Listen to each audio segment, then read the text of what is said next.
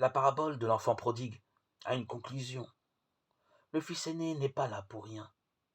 Si tu m'avais compris, lui laisse entendre le Père. Nous aussi, nous croyons toujours avoir compris. Saint-Pierre, Marie-Madeleine, David, croyaient avoir compris.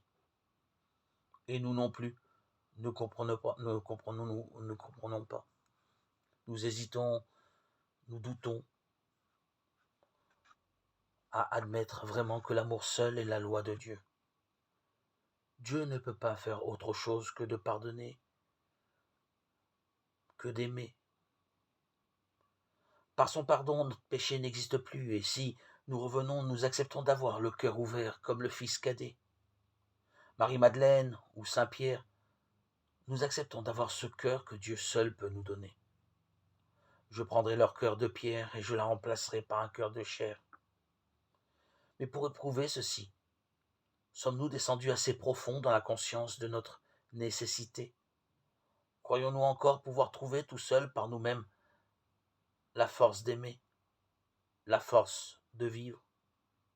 En effet, ce n'est pas l'affection qui fait lever le fils cadet, c'est sa pauvreté, c'est la nécessité.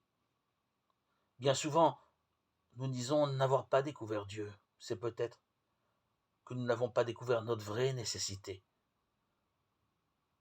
Relisons sans cesse cette page, elle fait tout basculer dans une vie.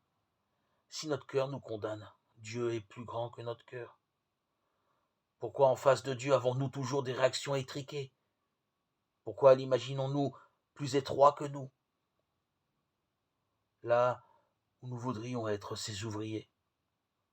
Il attend que nous soyons ses fils. En face de Dieu, rien, jamais, n'est définitif. Aucun péché, aucune folie. Il est le Père qui a dressé la table et c'est lui-même qui nous attend pour que nous osions lui dire: Mon Père, qui est aux cieux, pardonne-nous.